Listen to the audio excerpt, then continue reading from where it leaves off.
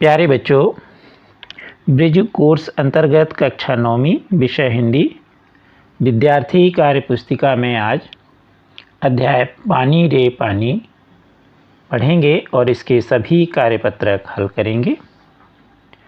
कहाँ से आता है हमारा पानी और फिर कहाँ चला जाता है हमारा पानी? हमने कभी इस बारे में कुछ सोचा है? सोचा तो नहीं होगा शायद, पर इस बारे में पढ़ा जरूर है। भूगोल की किताब पढ़ते समय जल चक्र जैसी बातें हमें बताई जाती हैं।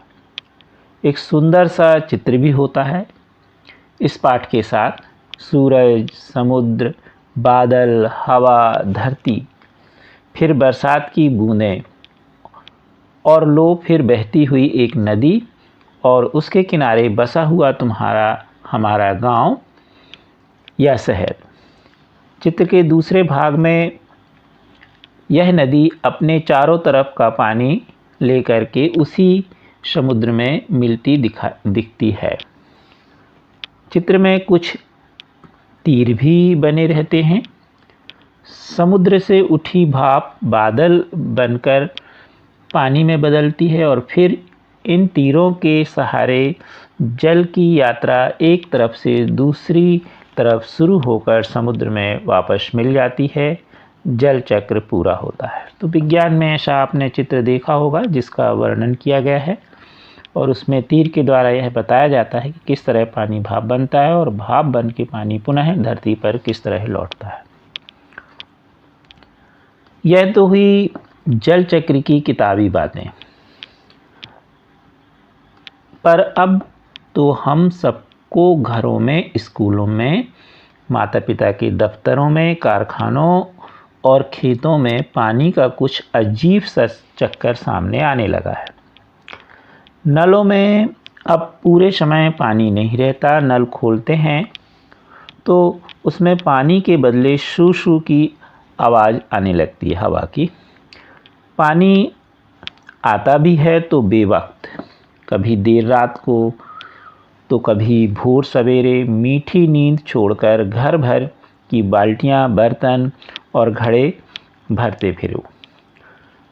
पानी को लेकर कभी कभी कहीं कहीं आपस में तू में भी होने लगती है। लेकिन बरसात के मौसम में क्या होता है?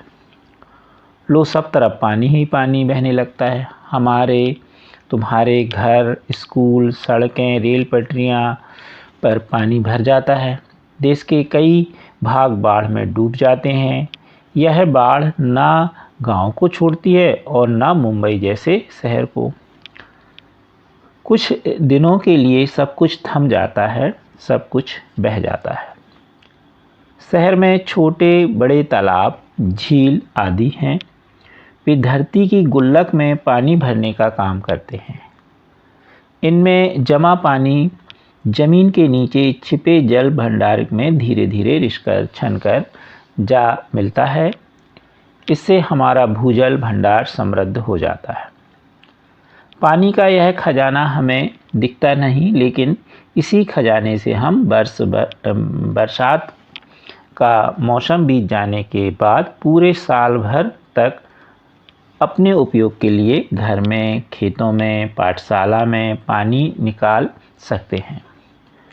लेकिन एक दौर ऐसा भी आया जब लोग इस छिपे खजाने का महत्व भूल गए और ज़मीन के लालच में हमने अपने तालाबों को कचरे से पाट कर भर कर समतल बना दिया। देखते ही देखते इन पर तो कहीं मकान, कहीं बाजार, स्टेडियम या सिनेमा घर खड़े हो गए। इस बड़ी गलती की सज़ा अब हम सबको मिल रही है।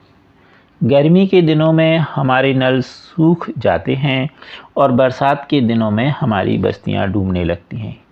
इसीलिए यदि हमें अकाल और बाढ़ से बचना है तो अपने आसपास के जल स्रोतों की, तालाबों की और नदियों की आदि की रखवाली अच्छे ढंग से करनी पड़ेगी।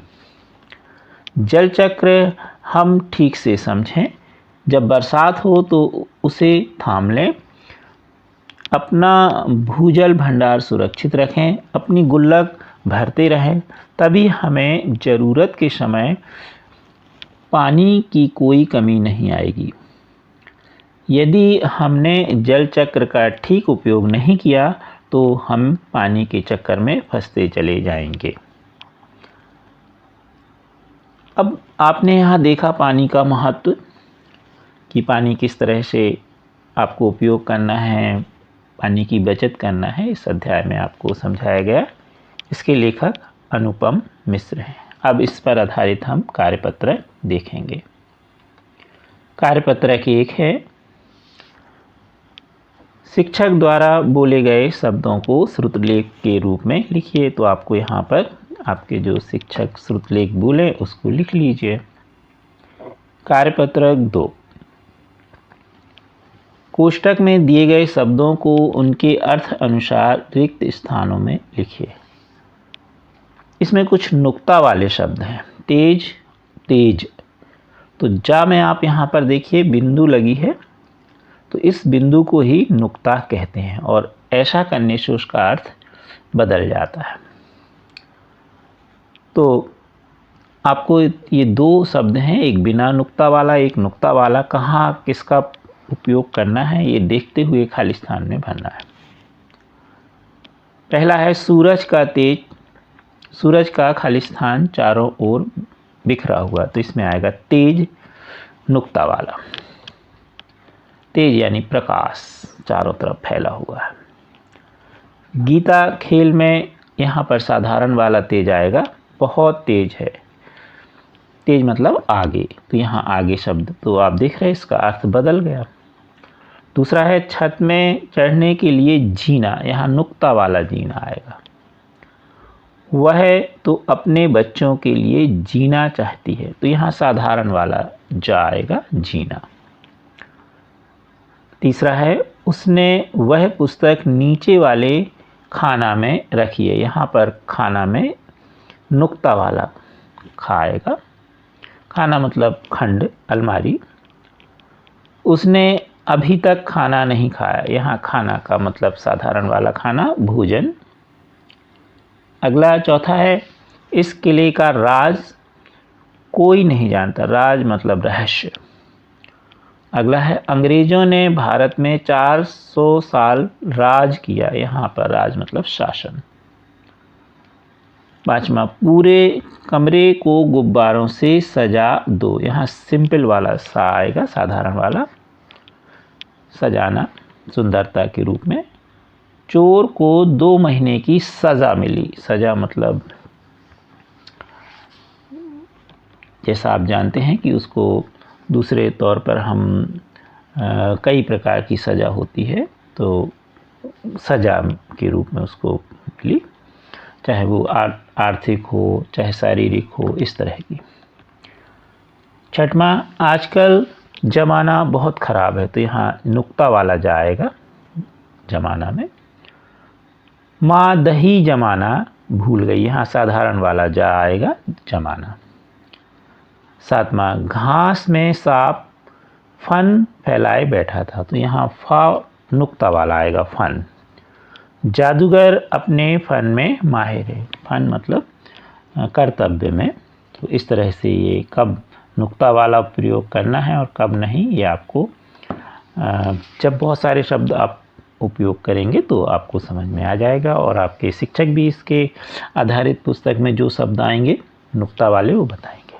अगला है पानी के महत्व पर अनुच्छेद लिखिए। पानी के ऊपर हम एक बड़ा सा निबंध लिख सकते हैं, तो आपको पानी के बारे में, जल के बारे में जो आता है वो आप इसमें लिख सकते हैं। कुछ 2-4 बिंदु हमने इसलिए लिख दिए कि अब बाकी के आप पूरा भर लीजिएगा। जल हमारा जीवन है, जल के बिना जीवन संभव नहीं है। हमारे शरीर में जल लगभग 70% होता है। जल का हमें सदुपयोग करना चाहिए। जल मनुष्य, पेड़ पौधों, जीव जंतुओं के लिए बहुत अनिवार्य है। तो इस तरह से आप और भी इसमें वाक्य जोड़िएगा। पूरा जो आपको जगह दी गई उसमें बहुत सारे लिख लीजिए। कार्यपत्रक 5 पर्यायवाची। जब कई शब्दों से एक ही अर्थ की प्राप्ति हो तो उसे पर्यायवाची शब्द कहते हैं। आप जानते हैं कि एक ही शब्द वाले अर्थ वाले शब्द। जैसे बादल, मेघ, घन, जलधर, नीरद, ये सब इसी के बादल के ही, जलद, ये सभी उसके रूप हैं। यानी 2, 3, 4, 5 इस तरह से हो सकते हैं। तो पहले हम जल देखें तो जल का पानी, नीर, वारी, बादल का मेघ, घन, जलधर, भोर का सुबह, दिवस, दिन, सूर्य का सूरज, दिन का रवि, समुद्र का रत्नाकर, नदीश, बारिश, हवा का वायु, पवन, समीर, नदी का सरिता, दरिया, तरणी, बरसात का बारिश, वर्षा और वृष्टि। तो ये पर्यायवाची शब्द हैं, आपको पहले भी आते होंगे। अब हम देखेंगे अंतिम कार्यपत्र 6, विलोम। जिस शब्द से किसी दूसरे विशिष्ट शब्द का उल्टा अर्थ निकले उसे हम विलोम कहते हैं। विलोम भी आप जानते हैं, विरोधी शब्द भी हम इसको कहते हैं। जैसे अंधकार का प्रकाश, अज्ञान का ज्ञान। अब इसमें लिखा है इसी प्रकार आगे दिए गए शब्दों के विलोम शब्द लिखिए और वाक्य में प्रयोग भी कीजिए। धरती, तो धरती का होगा आकाश। आकाश में अनंत तारे हैं। लाभ का हानि, मुझे आज दुकान में बहुत हानि हुई, दुकानदार कह रहा है। रात का दिन, दिन में उजाला रहता है। आप जानते हैं दिन में सूर्य का उजाला रहता है, इसलिए हम बिजली नहीं जलाते, लाइट। जीवन का होगा मृत्यु। प्रत्येक व्यक्ति की मृत्यु निश्चित है, यानी उसने जीवन लिया है, जन्म हुआ है तो मृत्यु भी निश्चित है। सदुपयोग का दुरुपयोग, हमें समय का दुरुपयोग नहीं करना चाहिए। पुण्य का पाप, किसी जीव की हत्या करना पाप है। विदेश, मेरा भाई विदेश में पढ़ रहा है। बुझाना, बुझाना का होगा जलाना। शुभ कार्य के पहले दीपक जलाते हैं। जैसे हम कोई भी कार्य करते हैं तो आपने देखा हो कि हिंदू धर्म में दीपक जलाया जाता है। तो ये हो गया। तो आपको ये सभी जो आपके वर्कशीट दी गई हैं कार्यपत्रक, इनको भर लीजिए। आप हमारे चैनल को सब्सक्राइब करना ना भूलें। Thank you.